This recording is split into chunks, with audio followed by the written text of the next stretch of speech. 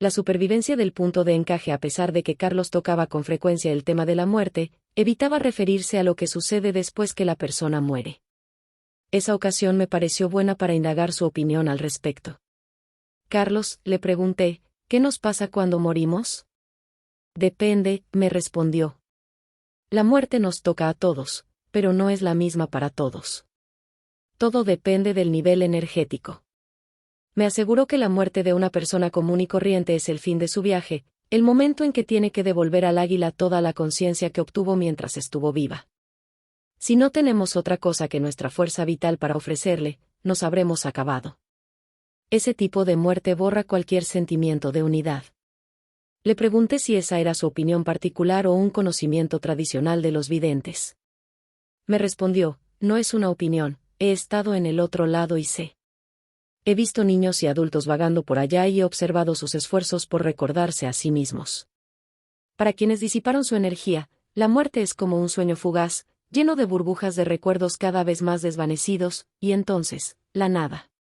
¿Quieres decir que cuando soñamos nos 62 aproximamos al estado de los muertos? No solo nos aproximamos, estamos ahí. Pero, como la vitalidad de nuestro cuerpo permanece intacta, podemos regresar. Morir es literalmente un sueño.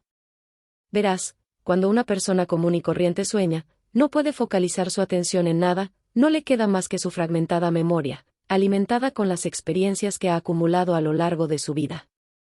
Si esa persona muere, la diferencia es que su sueño se alarga y ya no vuelve a despertar. Es el sueño de la muerte. El viaje de la muerte puede llevarle a un mundo virtual de apariciones, donde contemplará la materialización de sus creencias, de sus cielos e infiernos privados, pero no pasa de ahí. Tales visiones van desapareciendo con el tiempo, a medida que se agota el impulso de la memoria. ¿Y qué pasa con el alma del que muere? El alma no existe, lo que existe es la energía. Una vez que desaparece el cuerpo físico, lo único que queda es una entidad energética alimentada por la memoria. Algunos individuos están tan olvidados de sí mismos que mueren casi sin darse cuenta. Son como los amnésicos, personas que tienen un bloqueo del punto de encaje y ya no pueden alinear los recuerdos, no tienen continuidad, por lo tanto, se sienten permanentemente al borde de la nada. Cuando mueren, esas personas se desintegran en forma casi instantánea, pues el impulso de sus vidas apenas aguanta unos pocos años. Sin embargo, la mayoría de la gente tarda un poco más en desintegrarse, entre 100 y 200 años. Quienes han tenido vidas llenas de significado, pueden resistir hasta medio milenio. El plazo se dilata aún más para aquellos que consiguieron crear vínculos con las masas de personas, esos pueden retener su conciencia durante milenios enteros. ¿Cómo lo consiguen? A través de la atención de sus seguidores. La memoria crea vínculos entre los seres vivos y los que han partido. Así es como se mantienen conscientes. Por eso, el culto de las personalidades históricas es tan pernicioso. Ese era el intento de quienes, en tiempos antiguos, se hicieron momificar, cohesionar su nombre en la historia. Irónicamente, es el mayor daño que se le pueda infligir a la energía. Si de veras quieres castigar a una persona, entiérrala en un ataúd de plomo, su desconcierto no se acaba nunca. No importa lo que haga o cómo haya vivido, la persona común y corriente no tiene la menor oportunidad de seguir adelante. Para los brujos, que viven de cara a la eternidad, 5 años o 5 milenios no son nada. Por eso afirman que la muerte es desintegración instantánea. Quise saber si las personas fallecidas pueden regresar para contactar con los vivos. Me respondió, las relaciones entre los moradores de las diversas esferas de la conciencia solo puede efectuarse a través de la alineación del punto de encaje. La muerte es una barrera perceptiva final.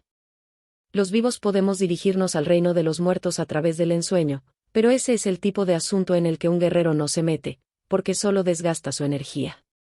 Algo muy diferente, en cambio, es contactar con brujos que han partido.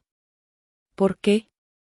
Porque ellos sí lograron hacerse de un doble energético, sostuvieron su individualidad a través de sus técnicas. ¿Cómo podemos entrar en relaciones con ese tipo de conciencia? Ensoñando. Sin embargo, es muy difícil que un brujo de los que ya se fueron fije su atención en este mundo, a menos que tenga alguna tarea específica que cumplir, y es más difícil aún que un hombre común soporte ese contacto. El intercambio con estos seres es de lo más gratificante para los guerreros, pero aterrador para los demás, porque un brujo inorgánico no es un fantasma, sino una fuente intensa de energía autoconsciente e implacable, capaz de dañar a quienes se le acercan por descuido. Ese tipo de contacto puede ser aún más peligroso que el intercambio con un brujo vivo. ¿En qué consiste el peligro? Así es la naturaleza de la energía. Si crees que los brujos son gentes amigables, te equivocas, son nahuales. Punto. Hay un rasgo muy macabro en nuestra constitución que nos impulsa a usar el medio a todo costo. Es algo natural, no 63-63 podemos evitarlo. Ese rasgo se exacerba en el brujo y se magnifica después de su partida, porque para entonces no hay inhibiciones que lo contrarresten.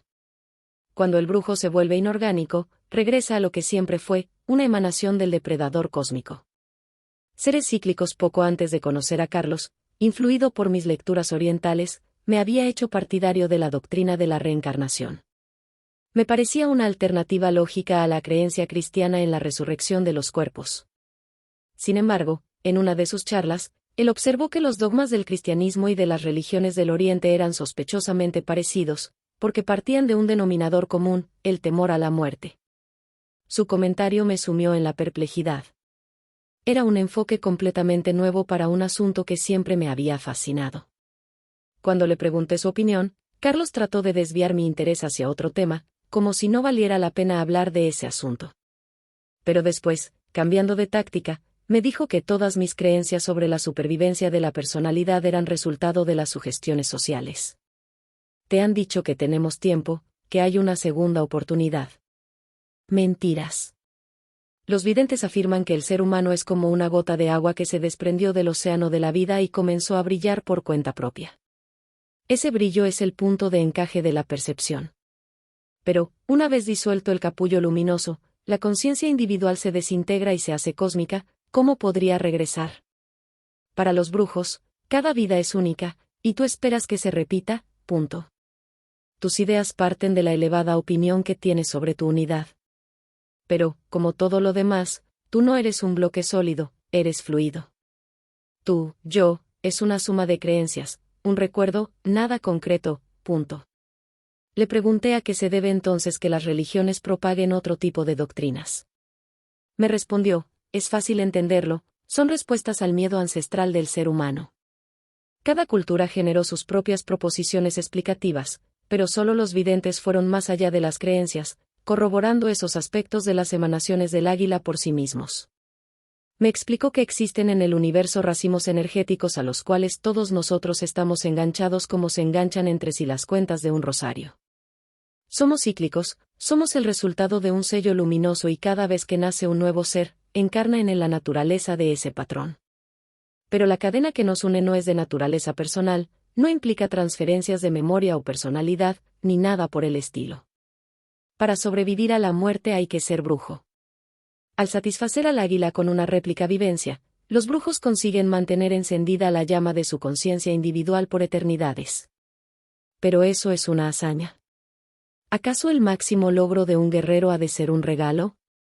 Le comenté que estudios recientes habían demostrado que algunas personas, en circunstancias muy especiales, son capaces de recordar eventos de una vida pasada. Afirmó que eso era una interpretación errónea de los hechos. Es cierto que cualquiera puede sintonizar determinadas emanaciones de vivencias que tuvieron lugar en otros tiempos y sentir que ha vivido no uno, sino muchas vidas. Pero eso es solo una alineación entre millones de alineaciones posibles.